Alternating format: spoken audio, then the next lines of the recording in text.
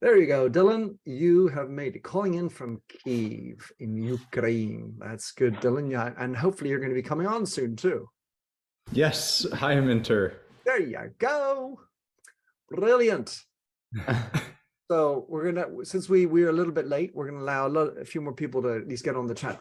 We have Alix, my mom, Bob and Ginger in Philadelphia, Pennsylvania. Oh, from Netherlands, Anjo, I don't know, 1954. Welcome, welcome. And then we have Berenike Ullman coming from the French Alps. Nice. I hope it's got lots of good snow, Berenike. Marianne and Nataraj here in Boston, Mass. Sue in Nashville. Brilliant. Jarrett in New York City. John, you're in Connecticut. Love it. We haven't even had two of the same so far. How about that? Keep on rolling in and telling us where you are. Lisa from the West. Brilliant. Western New York. Oh, perhaps you went to Cornell. Graduate Dillon's mom. Hey, Kathleen. St. Petersburg, Florida. Lovely. Hope you got some lovely sunshine down there. And Tony coming on in. Tony 16, Stepansky. Welcome, welcome. Thank you for doing that. Well, as we go on, please use the chat or the Q&A to ask your questions. We're going to hopefully make this a reasonably interactive session, but there's a lot to say. Cindy, hey there. Thanks for coming in from New York City. Brilliant. Happy to be joining us. So let's get started.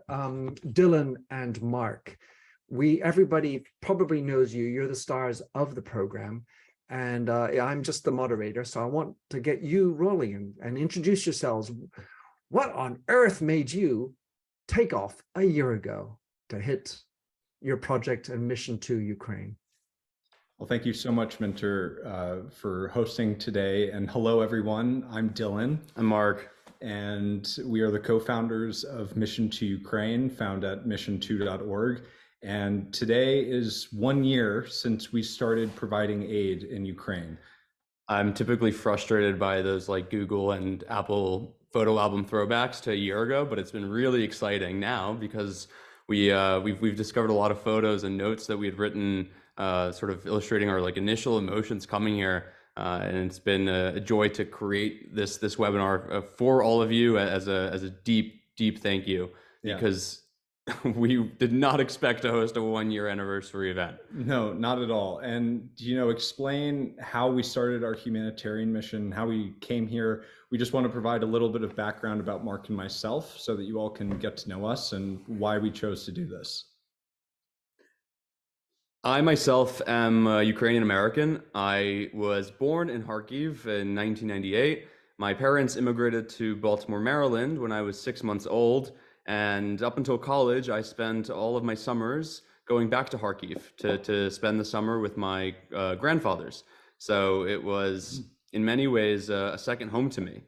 And Mark and I met as roommates at Cornell University and quickly became best friends. And so Mark wanted to share his home with me and brought me on a trip in 2018 to visit Kharkiv in Ukraine. And it became somewhat of a home for myself. And I fell in love with the people, I fell in love with Mark's family, and had a wonderful time there.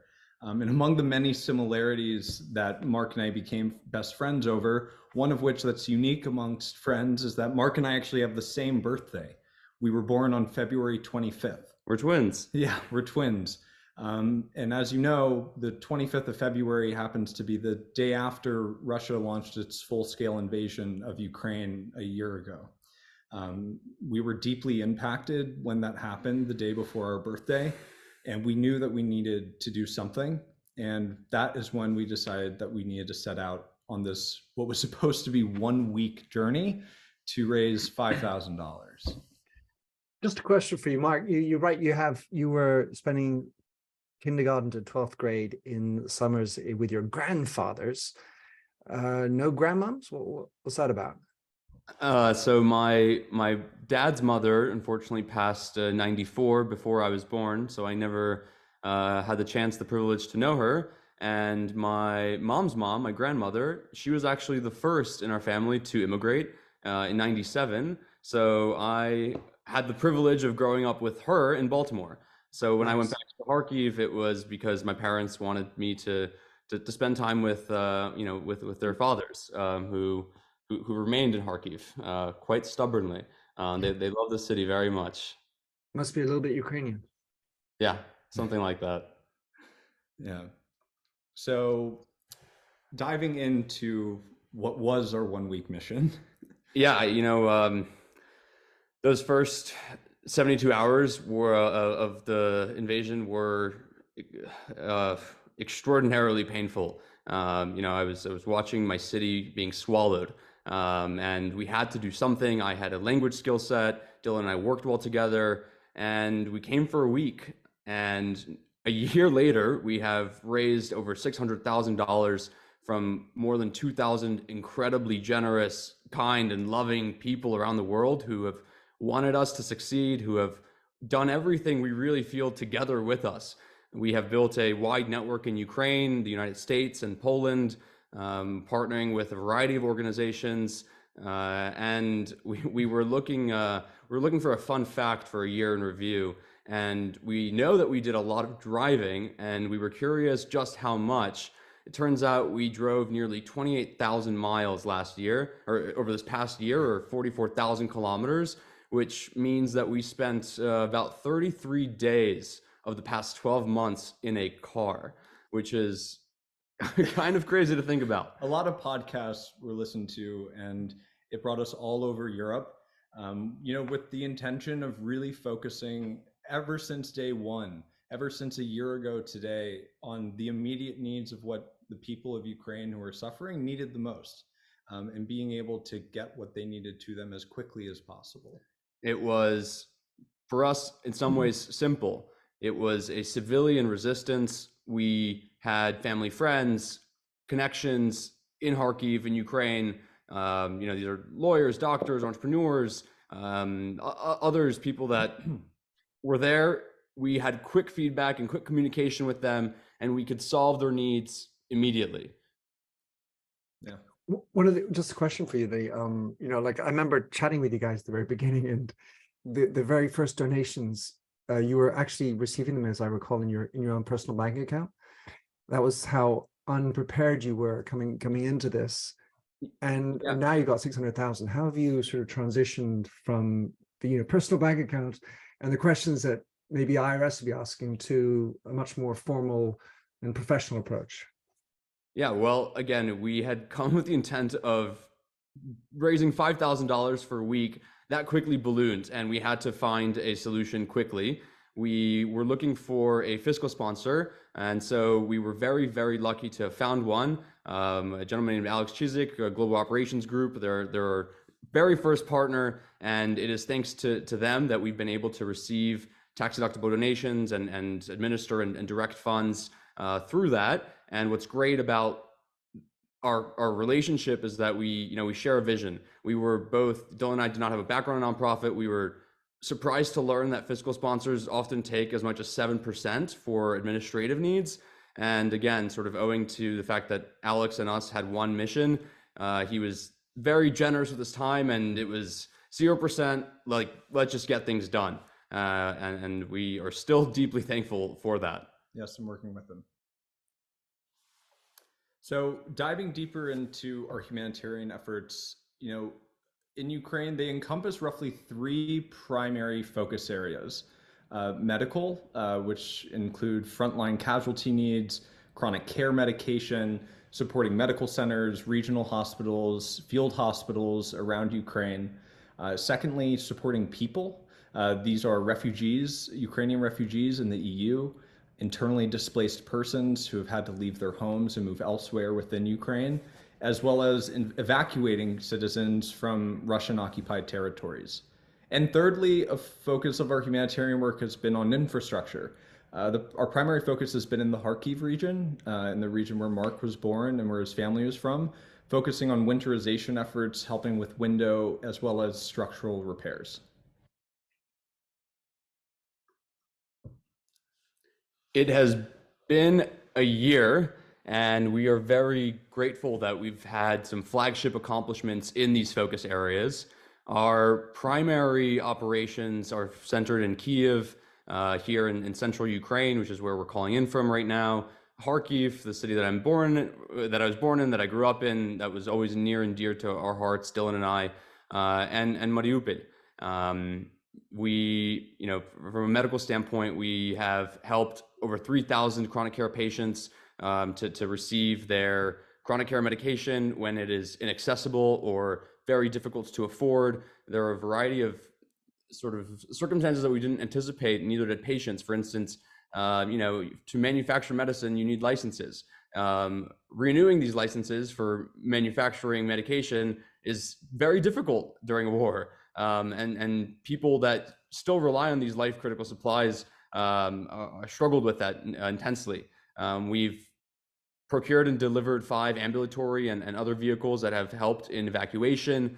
Going back to Mariupol, in April, we had a unique privilege to evacuate civilians from occupied territories in Mariupol and Berdyansk and bring them to, at the time, still free areas in Zaporozhye and further in Dnipro. And in Kharkiv, we've just completed our pilot project with Windows, repairing 14 apartments in the region, in the city itself. So diving deeper into our medical humanitarian efforts, we started our focus primarily by connecting with family friends of Mark's and their connections in the medical community within Ukraine. Our first week doing this work, when we landed in Vienna, Austria 1 year ago today, was filled with us scouring across the city, going to pharmacies and trying to find one that would help us fulfill an invoice that we had received from a medical point inside of Ukraine. And it was, as Mark was describing earlier, frantic. This was very early in the war. A lot was still unknown, but we were really focusing on trying to procure crucial medications, surgical equipment, portable ultrasounds, and other supplies that were really crucial at that moment. In the beginning of last year, we were so focused on packaging and repackaging and redistributing and getting sensitive goods like insulin and things that all of us are able to get through our own pharmaceutical infrastructure in our countries. But a lot of people suddenly found they couldn't find within 10, 20, 50 miles of them while being attacked. Since then, we have streamlined our efforts and really expanded our supply chain for this and our vendors. We now partner with an extensive medical clinic based in Wroclaw. It's actually a great story. A gentleman named Bogdan, he's a physician and his wife is a doctor or a dentist. And they actually moved to Poland, sort of similar to me, when they were young kids as well. And this was, deeply personal to the both of them. And we continue to work closely.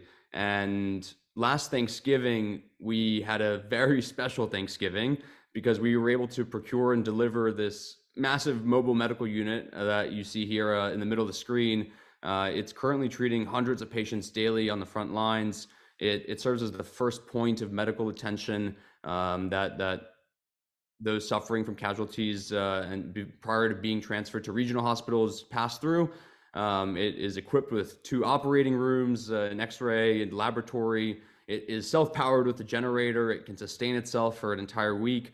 And we actually spoke with, we had dinner 2 nights ago with a partner of ours, Artem, who we'll speak about later, who just visited this clinic. And this the hospital is made basically for maximum capacity of 100 patients per day. And he was explaining how there were days with 500 patients that passed through this hospital. So, as casualties, as you've heard, have risen, it's been of huge use, unfortunately. So going further into the second area of our humanitarian aid, focusing on people, including, as we said earlier, refugees, internally displaced persons, as well as helping with evacuations. In the beginning, our focus was on refugees in Poland. When we arrived a year ago in Europe, most people were fleeing Ukraine through the Polish-Ukrainian border, and we felt that it was important that we went there so that we could be of most help and of most need to people that were suffering. we were meeting mothers and grandmothers and children who needed some way in which to, some place to go, some place to stay. These people were leaving their homes. So we focused on trying to reestablish some semblance of normalcy, whether that was helping secure a rent for a week or two in an apartment, purchasing groceries, and helping them feel somewhat okay during this tumultuous and really chaotic time. Most notably, in April of 2022, we were able, we had an opportunity to help in the city of Mariupol, which is now infamous for the incredible humanitarian crisis that has been caused there. And the opportunity was to deliver food, desperately needed food and critical supplies to citizens within the city.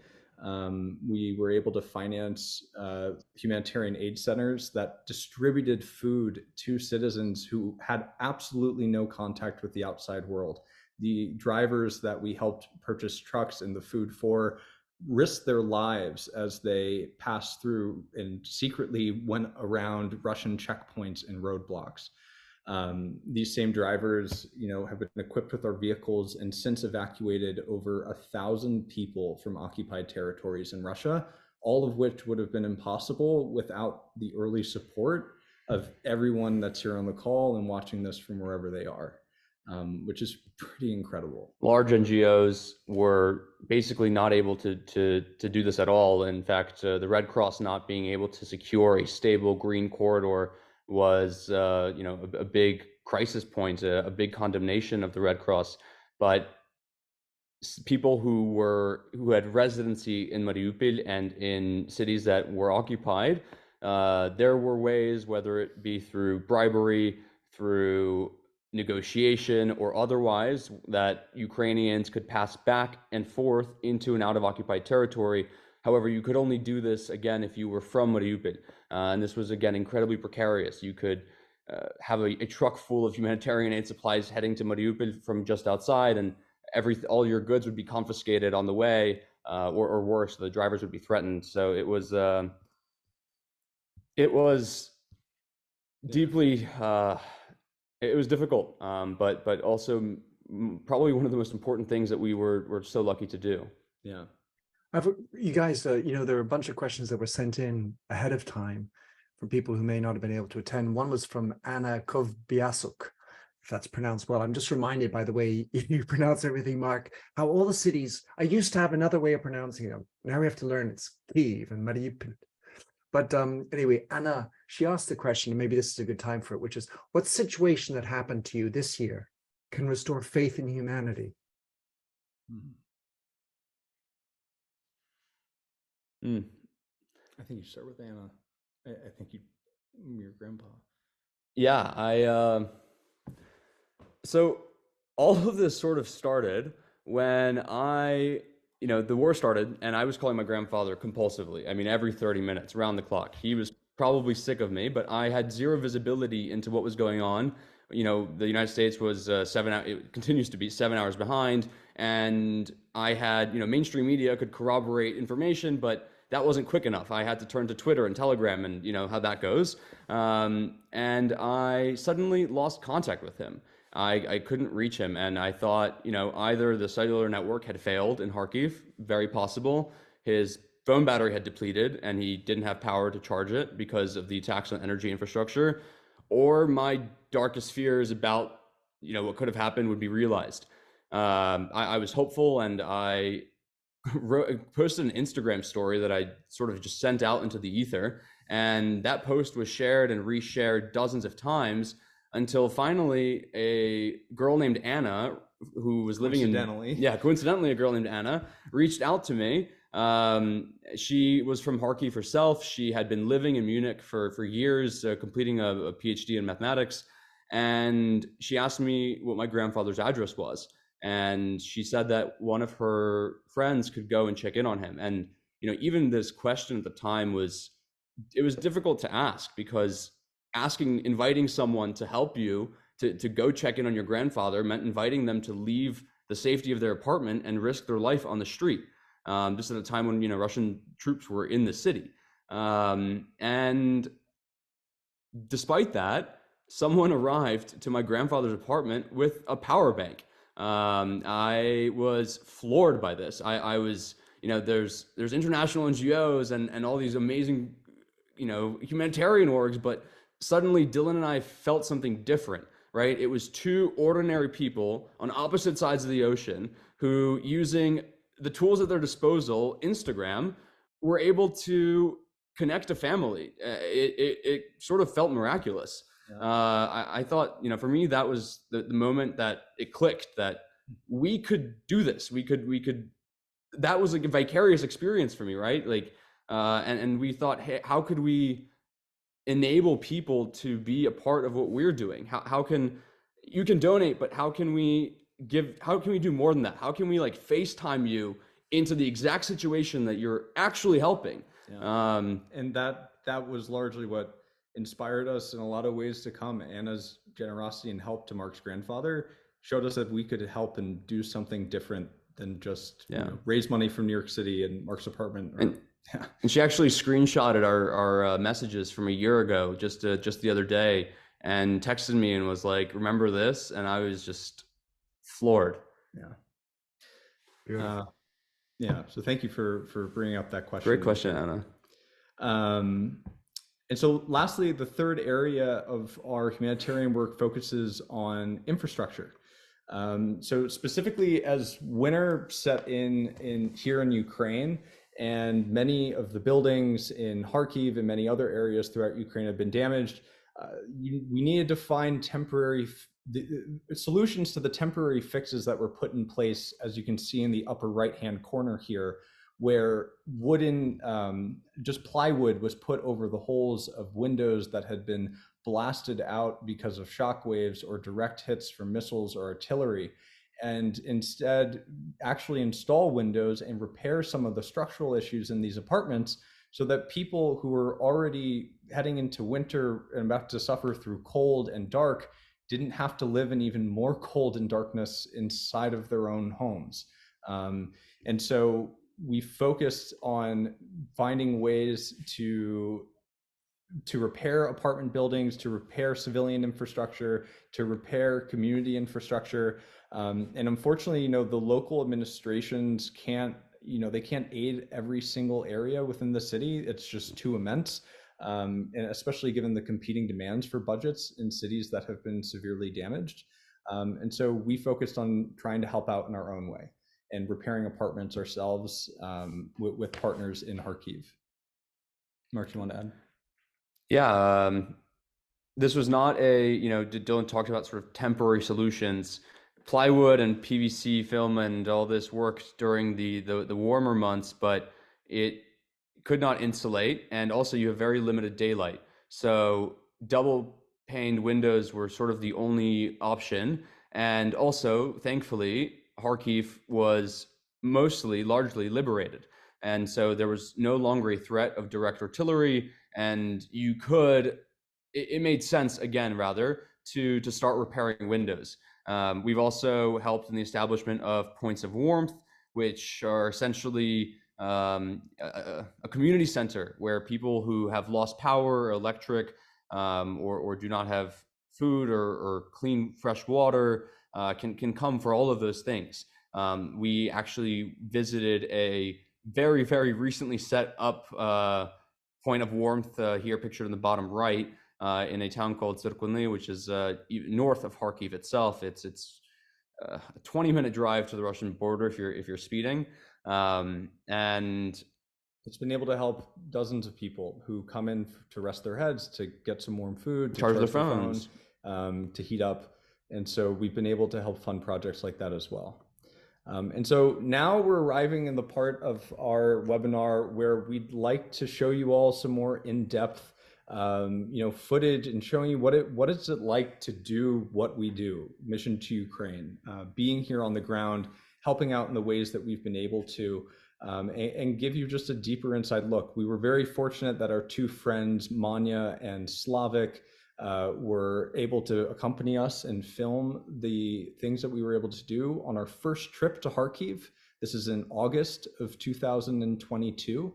And so I'm going to hand over the reins to Minter, who's going to share the video. The film will run for about 10 minutes, and then we'll hop back in for the end of the webinar and dive more into your questions that you've sent in.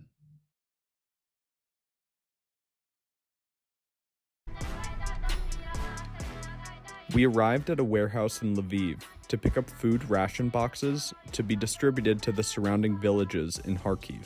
Once the car and trailer are all packed up, we're back on the road straight to Kyiv.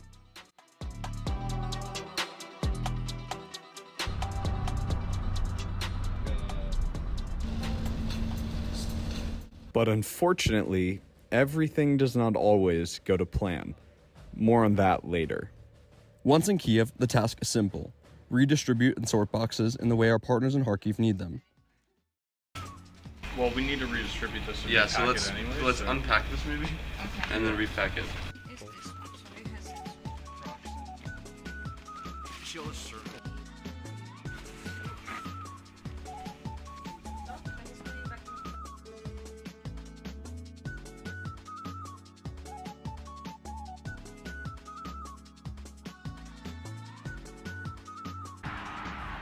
And oh yeah, about that problem.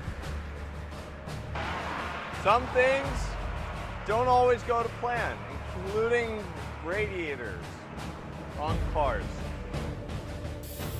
This stuff is freezing. Yeah, right. Chip. 13:45, 5 minutes, and we can go. Reapplication of glue on radiator, part 2. He also won't get to Kharkiv until next week. Neither will we. Just kidding. Luckily, our patchwork held up and we were back on track, arriving in Kharkiv late that night, well past curfew. The next day, however, was not like the previous ones, as we were shown just some of the incalculable amount of damage done to the city of Kharkiv.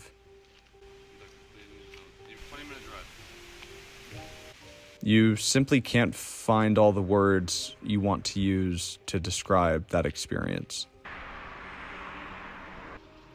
It felt like every other window, door, sidewalk, cobblestone, street lamp, and apartment was impacted. Nothing felt untouched.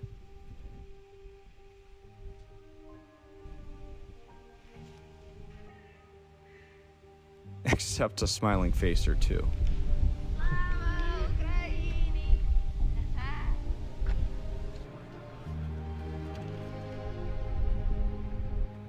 The damage was immense. The loss I felt for my city grew deeper.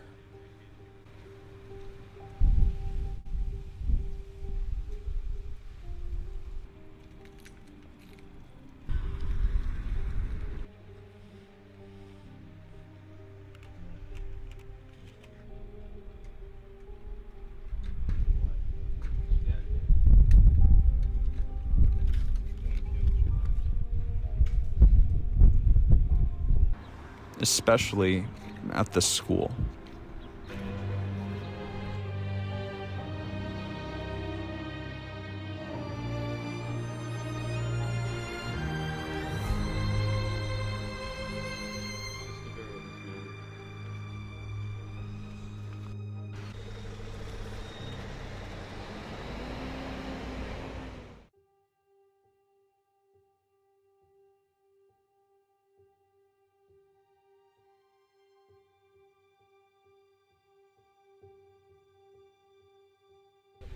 Damn, I grew up on these little stories.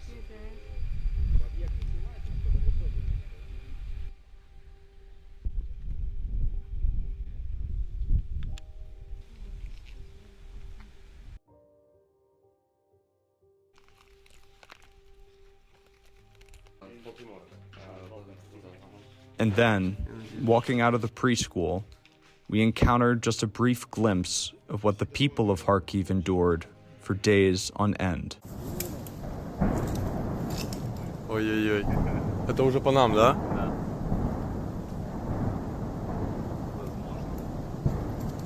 Ого.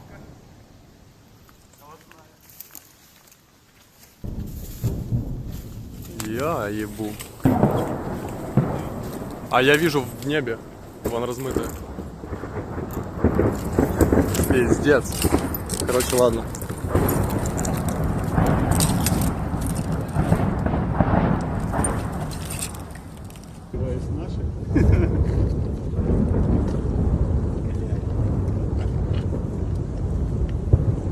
Что пишешь?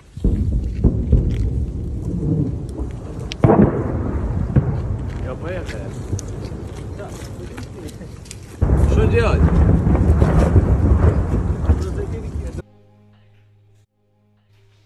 A rocket exploded roughly 600 meters away, in the direction we were heading. It was an experience that genuinely made us fear for our lives. But we decided to continue on. Finally, the day arrived to deliver the medical supplies we'd procured in Poland just 5 days prior. Mark and I are here in Kharkiv. We are fulfilling a delivery of medical supplies over the past week. Cool, let's go unbox them. Every box comes to us from the pharmacy, and they print out these like labels where they have what medicine it is and the quantity, and then we sort them out and put them into these boxes, leave all these stickers in here, and then it makes it easier for people to come and sort on their own labels. So yeah, exactly. So put them together.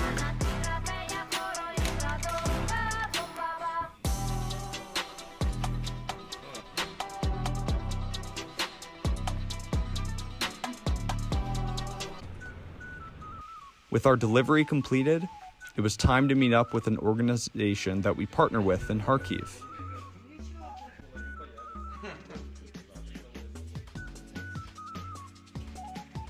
Firstly, this is Olya. So Olya, my father, Alex, he's been best friends with her brother, Andrei, and Olya is a sister who has come back to run this place. So we started volunteering from the first days of war, looking for the medicine, and then I joined the organization, the public organization, Звичайні люди, ordinary people in English. And in our big volunteering center, this small room is a drugstore. We ask for medicine, different foundations. Some foundations provide us with funds, and we get this medicine in Kharkiv. 2 girls, 2 doctors work here on shifts, sorting out things and fulfilling the requests. The way it works is that people call us, people from Kharkiv and Kharkiv region, they call us and ask for help, and it could be typical humanitarian aid, food and hygiene, but also, again, because a lot of old people remained in Kharkiv, they almost always ask for some drugs, and we try to fulfill those requests too. So we make a request, it's always printed out, and then the guys, the drivers, they come to this drugstore, and the girls write the number of the request and collect the medicine that they have, that we can provide them with. Antibiotics from time to time, because if we deliver medicine to remote villages that don't even have like a small medical unit, and they don't have an option to come here, yes, we take, because doctors work for our organizations, so doctors decide whether to give it or not. So we do have some antibiotics and prescribed medications as well. Okay.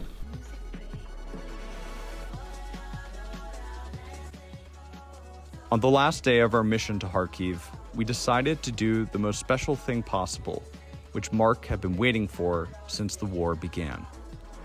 We're about to see my grandfather for the first time since the war started. There's no way he thinks that I'm coming. There's no way he thinks he's going to see me. I don't know.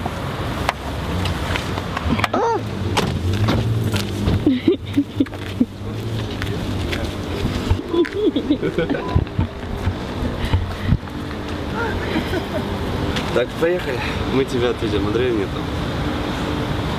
Я знаю, что ты немного сейчас это офигел.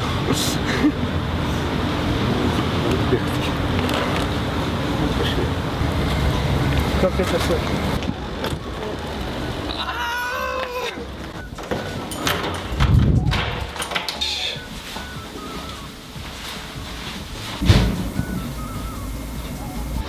His mom's gonna be so happy to see this. Oh my god.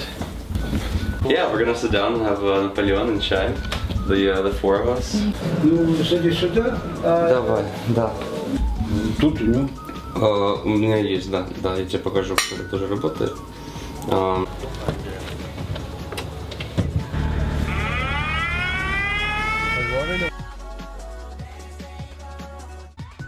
Once we got Diedushka into the car, we had to give a call to his daughter, Mark's mom, Slava. Dieda was clearly happy we had surprised him.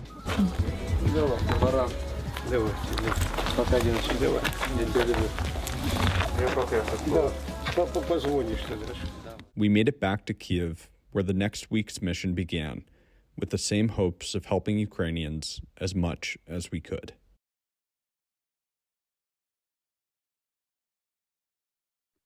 Wow.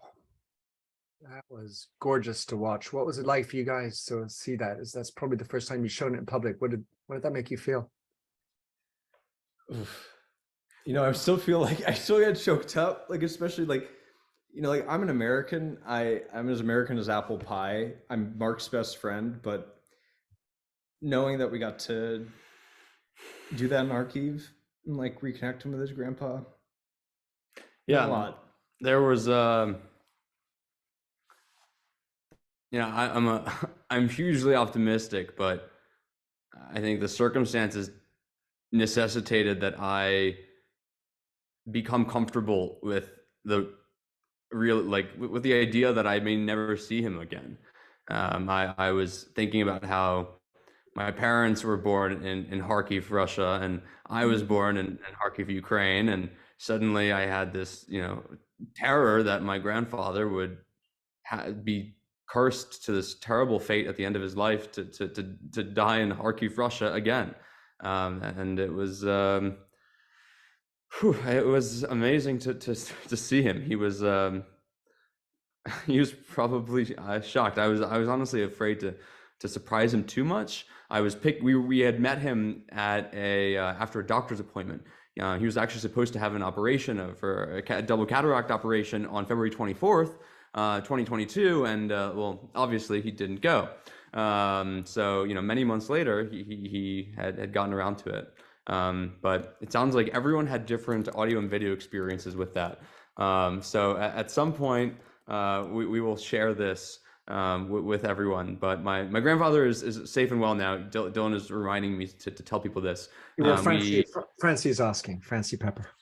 Yes. Thank you, Francie, for asking. Yes, we brought him back in October, and he is living with my parents now in Baltimore. Which was another funny thing. We now have a Baltimore connection, Mark. Yeah, apparently. And just one more question before we get into what's next. There's Lisa West asked two questions. One is, I think hopefully going to bring a little smash. Where can I send a box of non-essentials to you to brighten your days and stomachs? So that's from Lisa West. But she also asked, and this is relevant to what you were talking about during the film, is what do you find are the most sought after supplies that you need for everyday use? Well, they change from week to week and season to season. You know, like without stable power and electric, the world around you, the natural environment really does affect you.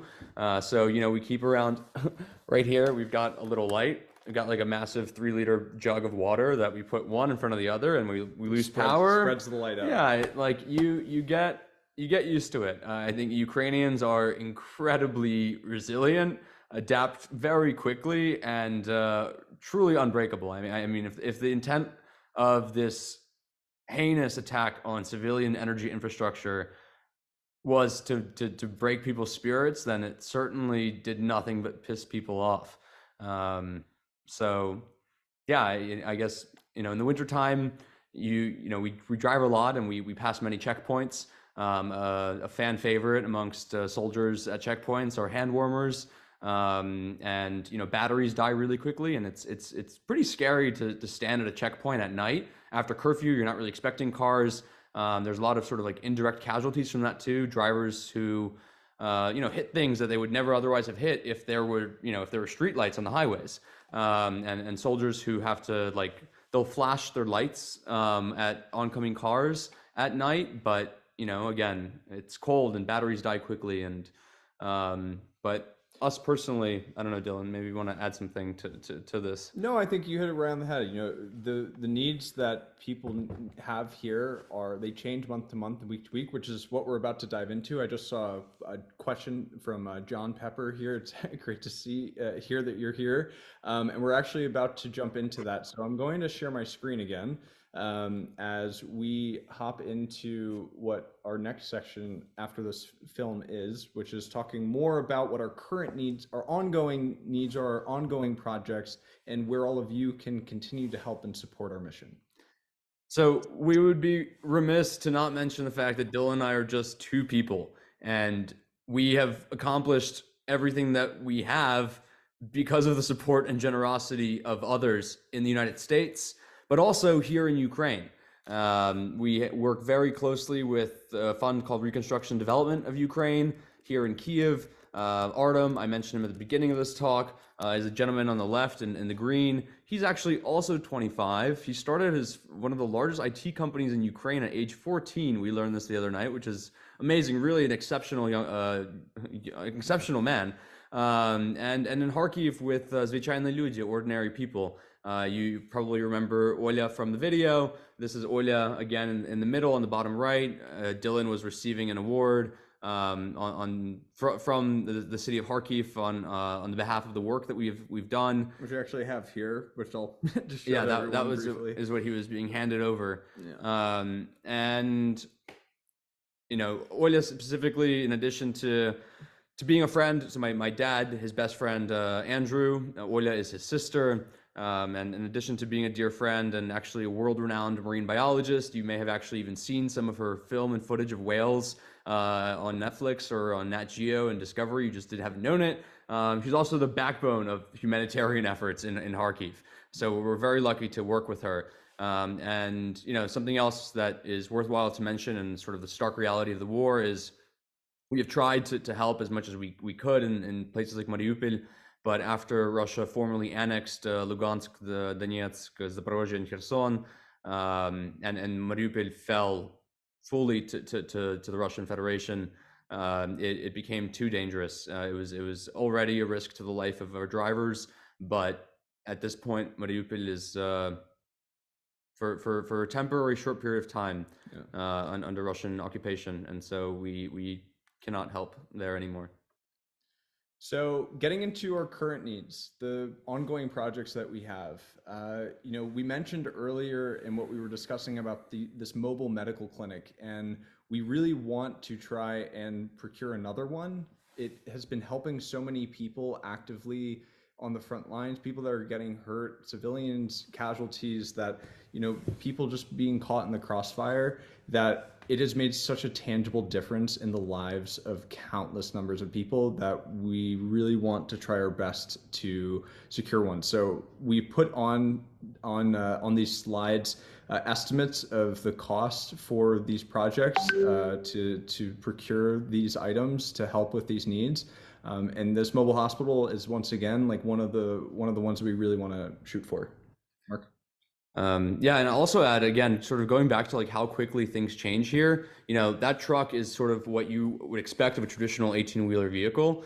And we were surprised to learn a few weeks ago that due to the mud, the muddy conditions in Bakhmut, this exact trailer that we purchased that you're seeing here was actually had to be towed by a tank out of this. So, we are always flexible to what is really the most effective vehicle to save people's sons and daughters. It's a civilian effort, and yesterday you were a doctor and a programmer, and today you're saving your country. And finally, this is something that has been really important to us, and I actually got a message from the neurologist this morning asking about status on this, but there's a need for a life-saving surgical microscope that is used in neurotrauma in intensive use here in Kyiv. Dr. Daria, who we work closely with, she's actually one of the only women neurosurgeons in all of Ukraine as well. And we've been working, trying to collect for a second-hand use, basically these like incredibly expensive Zeiss microscopes. Sort of how teachers in the United States, unfortunately, must pay for student materials and crayons and books, whatever, out of their own pockets because the public school financing is not adequate. A very similar thing happens here with Ukrainian doctors, and it's one thing to sort of pool money together and buy suturing equipment, but it's something very different to buy a microscope that is critical but costs something like a luxury vehicle. Yeah, and amidst all the chaos and the war and the conflict here, people have suffered all kinds of trauma and injuries, especially head injuries. Yeah. So this will help continue to save many lives. We also have additional needs. Mark actually went this morning to learn more about this project, so he will expand on it right now. Yeah, so in terms of on the people side, to describe the situation of children in Kharkiv right now, there's no school. The military, the police are very, they're very serious about not allowing too many children in any one building, because that has been wound up in really horrible outcomes. So we've gotten in touch with one of my father's friends who's been a teacher for 20 years, teaching students ages 6 through 10. And she reached out to me, and she was just personally really alarmed by the tremendous lack of safe, organized socialization opportunities for young children. Dillon and I constantly think about this, but these are young kids who grew up in COVID and now are growing up in a war. And it's quite terrible. So the idea is to create some kind of, not school accredited, but extracurricular programming, whether it be culinary arts or language learning or anything sort of intellectually stimulating and engaging for students. The annual budget broken down sort of like monthly teacher stipends. The average teacher stipend in Ukraine is about $300 per month. So we sort of took 6 teachers who would be willing to be volunteers. We've gotten in touch with the dean of one of Kharkiv's largest universities, one of its most famous universities, Kyiv University, and they have very kindly offered us space in their university, which has a shelter and we're working on approval from the city authorities to do this, because again, they don't want a lot of children in one place. But if we would be able to do this, then we would be able to provide children an alternative to just remote Zoom and rather unproductive time spent on the playground, just because there's really nothing else. So that's very much been at the top of our minds. And finally, on an infrastructure standpoint, we led this pilot project with the apartments, and it was quite successful. So I'll let Dillon speak about the apartments afterwards. But something else that happened earlier this week, I was asked. Someone learned basically about our pilot program with the windows, and they were like, "Oh, you guys are the ones who fix windows." Kharkiv's maternity ward, the first maternity ward, has this issue, and again, competing budgets and priorities, they cannot repair them. So we'll be speaking with the head of labor and delivery there next week, and to sort of come to a final conclusion on what that actual price would be to help them. But that is roughly in the range. Yeah, and so as Mark was mentioning, we've been able to repair, help successfully close 14 apartment pilot programs, helping a countless number of people in the Kharkiv region. It's roughly $1,500 per 1 to 2 bedroom unit, and we hope to continue this program as it's been able to really help a lot of families and a lot of people. You can see some pictures here of us in the upper right-hand side. This is us at one of another point of warmth, another place that we're continuing to support. And the photo here on the lower right-hand side, this is the city hall in Sitpune. Yeah, which has been, as you can see, nearly destroyed. Yeah, there's really nothing. I think Dillon said it best, but there's really nothing untouched in Kharkiv. It's a tragedy. Yeah. So this is the end, really, part of our webinar, and one in which we really want to emphasize your ability to help us, your ability to really make an impact here and enable the continuance of all the incredible work that we've been a part of. First and foremost, to be able to follow our message and to follow our stories and to share what we are doing here on the ground with your own networks, with your friends, your colleagues, your recreational sports team, whoever it might be. If you think that there's somebody that is going to be moved by something we've done or want to contribute towards us, it's important that we're able to continue sharing the things that we're doing here on the ground. We really view our role as, there are a lot of really great organizations to support, and the big ones are doing a lot of great work, but it is, I think, a unique opportunity to really help someone. I think that, going back to that story with Anna and the way that she was able to get my grandfather a power bank, we've been focusing on making that the experience, connecting Ukrainians and Americans to help vicariously without governments. So thank you. Thank you for joining this call, for giving us an hour of your time. And if you want to get involved, and if you think of a way in which you can help us through maybe perhaps speaking at an event at your company, or if you want to do a fundraiser on the behalf of our organization, please feel free to reach out to both Mark and myself at our emails, which are on the screen.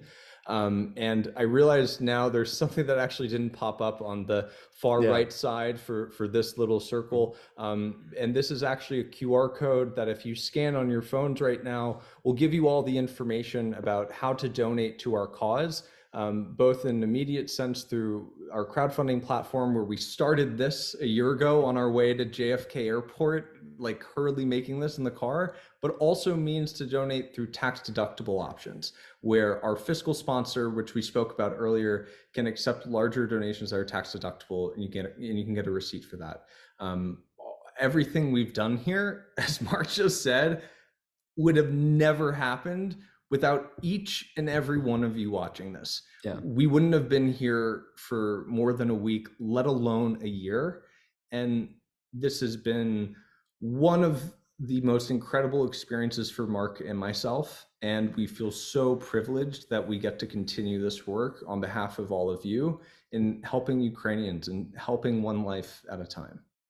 So thank you, guys. Hey, guys, don't leave. We have a few more minutes. And there was a question that just came in the chat, and I have a couple more that were sent in ahead of time. But I want to start with Mary Ellen, who asked, and I assume she means what big ones, what big other organizations are there doing what you're doing? So large organizations, let's take the UNICEF or World Central Kitchen. Actually, I'll talk about World Central Kitchen. They're a fan favorite of ours. They really do fantastic work. It was a brilliant idea to equip everyday people, everyday restaurant owners, cooks to make food, to cook food for internally displaced persons, for soldiers, for hospital folks. So World Central Kitchen, if you're looking for a large organization, World Central Kitchen, we see them all the time. They're actively here.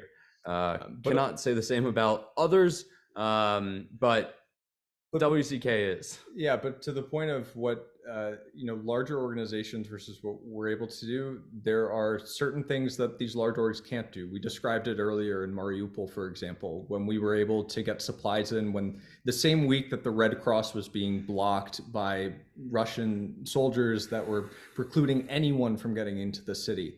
There are some things that small to medium-sized organizations like ourselves and those that we partner with in Ukraine, in Poland, and elsewhere that are able to kind of do these more niche, bespoke, very impactful work to help lives that some of the big guys can't. And in our experience as well, the majority of work here happens by small and medium orgs. I would say like 90% of everything that happens from a humanitarian standpoint here is done by organizations all under 100 people. Actually, just this morning, I went to a an event that was put on for children from Zaporozhye and Kherson that have since relocated to Kyiv. These are internally displaced persons and families, and I think there were like 600 children there, and the whole volunteer org is like a dozen people, and this was their second time doing this. So these are just people that care deeply for their country, have a deep sense of service, and a desire a desire and a willingness and the means to create change. So great job, you guys. Make yourselves bigger. Make yourselves present so we can see your fine young faces. Yeah, of course. That'd be lovely. So there was Marianne who was saying how easy it was to do the donations. That's great, and certainly encouraging everybody to help. There was another question, which is, what are we going to do with this actual asset we've just created? This film, well, the small film, the big film. Are you going to be shedding it out? Yes, the plan is to start sharing a lot more of the things that we have done over the course of the year. As we said, this was originally just supposed to be a week. Mark and I are not social media experts. We've never run a nonprofit.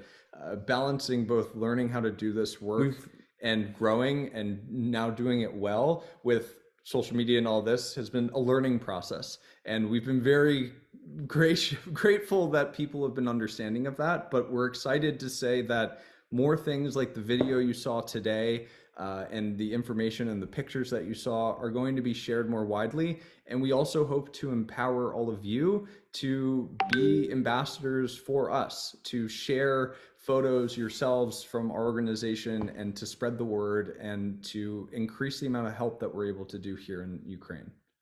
When you said, you went for a week and you stayed for a year, that's the sort of thing you always hear, someone going to Paris or going to Milan or something like Rome, so you guys have an exceptional story. And just following on what you just said there, Dillon, Greg Gaylor wrote a question, and maybe you've already answered, but what was the most surprising lesson that you guys learned about yourselves while doing this in Ukraine?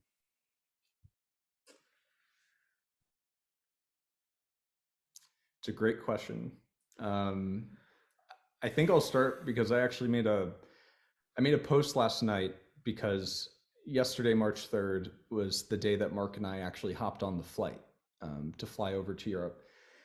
And I was writing just, a reflection of the fact that we've been here for so long. And I wrote the following. I said, if you'd asked me a year ago where I'd be in a week, let alone a year later, I'd have told you I'd just come back from our mission to help Ukrainian refugees and was starting to look for a new job. But that's not what life had in store for me. Today, I'm blessed to say that I am still helping Ukraine. And although I haven't made a single dollar in a year, I'm proud to say I have found a more profound sense of purpose and learned more than a job back home in the States would have ever afforded me. And I get emotional because if there's anything I've taken away from this past year, it's the capacity for human kindness. It's something that we talk about, that people feel, but it's one thing to think about it, it's one thing to live it. As Mark said, we're vicariously doing what everyone here watching wants to do. Everyone has texted us, our friends back home, hey, how can we help? We wish we were there. We want to be doing this too. And not everyone's able to. And Mark and I have been here for a year because we've been blessed and privileged to do this work. And it's because of the capacity of human kindness. And it's something that is so deeply ingrained in my heart, and I know it is Mark's too, that it's something that I will carry with me for the rest of my life. I think the sense of purpose that you wake up with in the morning is nothing like I have ever experienced before. I've always, I've had a pretty manicured, typical dream for some linear career path, post Cornell, post banking, and I will never forget being just like extraordinarily exhausted going to bed at like 2 or 3 in the morning, and someone had messaged me asking if I could drive. We were in Vienna at the time, picking up medicine, going back to the border, and they asked if I could come to Krakow that very next morning to help translate for a Ukrainian who had an interview to meet with their family. And despite how disastrously exhausted I was, I woke up without an alarm, right on time, because something deep within me, so I guess on a subconscious level, was I had to do this. If I was not there to help translate in this interview, for whatever reason, maybe they wouldn't have gotten the visa that they needed. And the thought that my oversleeping or my not being fully present there for them in that moment could have cost the reunification of their family. I mean, what else is going to get you up in the morning? It's a deep sense of purpose. Yeah, my dad shared a quote with me yesterday, and he said, there are 6 words to describe what one's purpose is in life. And it is to know love and serve others. It's as simple as that. That's exactly what he said to me. He said, it's as simple as that. Yeah. And throughout this entire process, it is something that Mark and I have gotten to live. It's something that we've gotten to share. It's something that we've gotten to really dig into and find, a deep sense of purpose and share that with people. And I hope that all of you felt that this evening and seeing what we've all accomplished in what we aspire to continue doing. And we hope that all of you will be there with us along the way. Yeah, I think if I can just add one more thing, I think this aspect of love and gratitude has never felt more deeply valued. There's just nothing more important than helping someone when they need it. I think whenever we are privileged to make someone's life better, that is like our deepest human responsibility. And I promise that nothing is more fulfilling than that either. But just being grateful for what you do have, and for how amazing it is that we have this chance to love others, to be loved, to be kind, to experience kindness ourselves. Gets to the heart of things. Yeah. So that's emotional. Feeling it. Love it, you guys. So there is one last question. I know we've just blown over our deadline, but there was one last question, which actually is sort of similar to another question that Anna Kovbiasuk asked, which is from Tony Stepansky. Says, all right, you guys, what happens if you get $1 million? What are you going to do with it? And Tony's more specific question was, if you were able to raise $220,000 or more, how quickly could you put up a mobile hospital into service with adequate qualified staff? Tony and Cindy. 4 to 7 weeks. Yep. Yeah, 4 to 7 weeks. That is an answer that shows that you guys are on the ground and you know what you're talking about. The gentleman that we'd call, his name is Jan Schmidt. He's a representative for Fleischhacker. It's a German, it's like, I think, dealership, but they manufacture. We've since learned that most of these hospitals are built in Turkey and Israel, actually. And we have connections to all of them. We've done it once before. It's just like, if we can afford another one, we'll get another one. Yeah. There was the first part to that, however, beyond the timeline, was what would we do with $1 million? And the answer to that is solve what you had seen presented. These are our current projects. $1 million would go further than the 3 projects that we have. But what a gift it would be to go to the people that we've wanted to help so deeply. And we keep talking to all these different kinds of people and sort of assessing like what is really needed right now. Everything's important. It's important to take care of stray animals and children, but what is needed right now? How amazing would it be to go back to the people that we've had to say no to because we just couldn't afford it and say yes. And Mark actually asked me before while we were finishing up these slides for today, he said, can I just put infinity on, like in terms of like fundraising? Like there's an incalculable amount of things that need to be fundraised for. We know of plenty of projects through all the people we've met. And as you said, Minter, we're not the expert of how to do this. Like we said, this is not our life. This is not what we ask a lot of questions. But we ask a lot of questions. And if anything, being here a year later and having been able to do what we've done because of the supporters here, it shows that we're able to keep doing things. And so our plan is to keep learning about what is needed and communicating that. And should $1 million come in or $25 come in the next day to help towards a current project, we're very grateful and plan to march ahead and to keep helping as much as we possibly can. So I'm the guardian of time, and a couple of important questions have just come through. Following on, I'll get to you, Leonora, in a second, but Courtney's question is, can you explain how many hospital operating room trucks that you could buy and move for a tax-deductible gift of $250,000? So the purchase of these hospitals is actually interesting because a majority of their clients are large NGOs. And so they have unique force majeure insurance policies where you can actually, this is, I guess what I'm saying is the real answer is a little more complicated, and we would have to explore this because there is a sticker price and then there is the price that they would actually release these vehicles at on a future credit. This was something that was unbeknownst to us as well. So it's quite negotiable, I guess. Like when you're very, very high ticket items like this, we've learned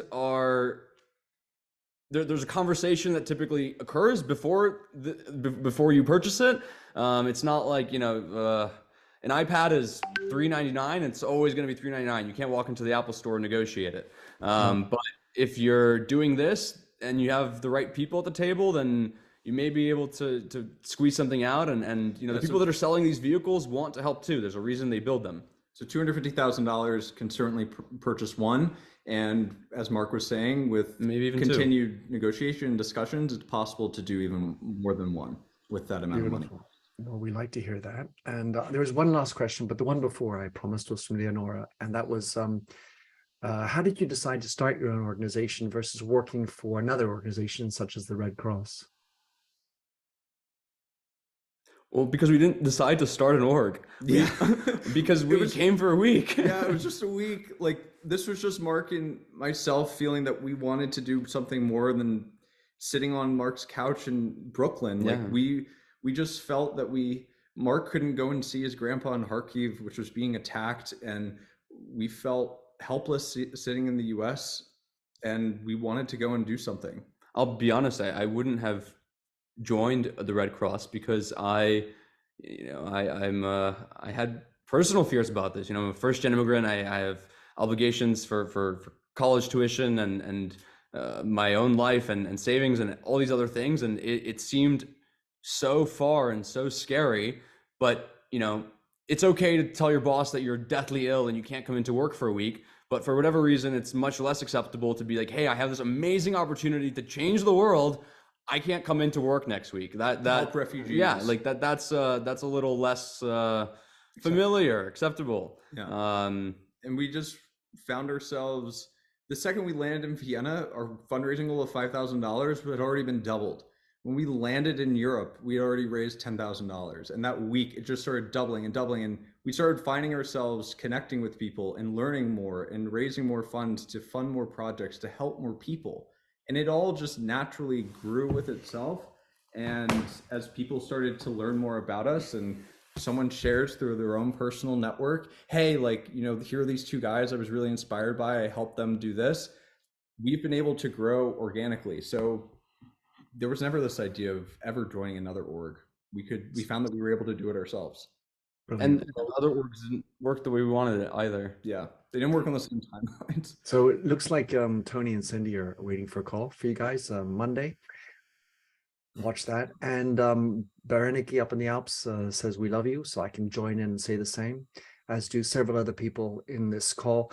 Last question, and it comes from a certain Kathleen Carroll. Says, when are you coming home, son?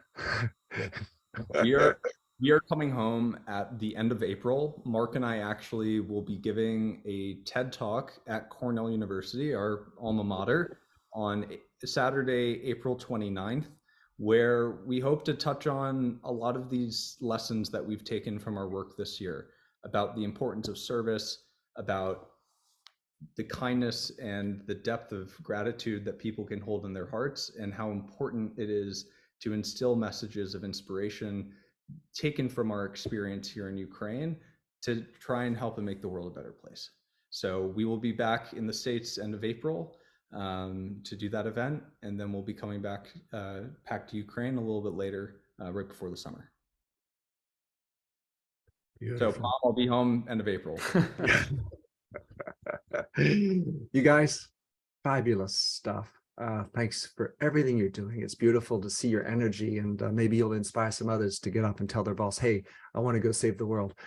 Everybody, thanks for being on the show, being on this webinar with us. We'll let you know where and when this reappears so you can share with other people. There'll be ways for you to share, of course, and hopefully donate more. But thanks for everybody. Thanks, Dillon. Thanks, Mark. Thank you, Minter. Yeah, and thank you, Minter. You made this seamless for us, and we're just really thankful. This otherwise would have been a slideshow. So for sure, we really appreciate you being here, Minter, and thank you, everyone. Bye, everybody. Okay. Bye. Bye. Cheers. Cheers.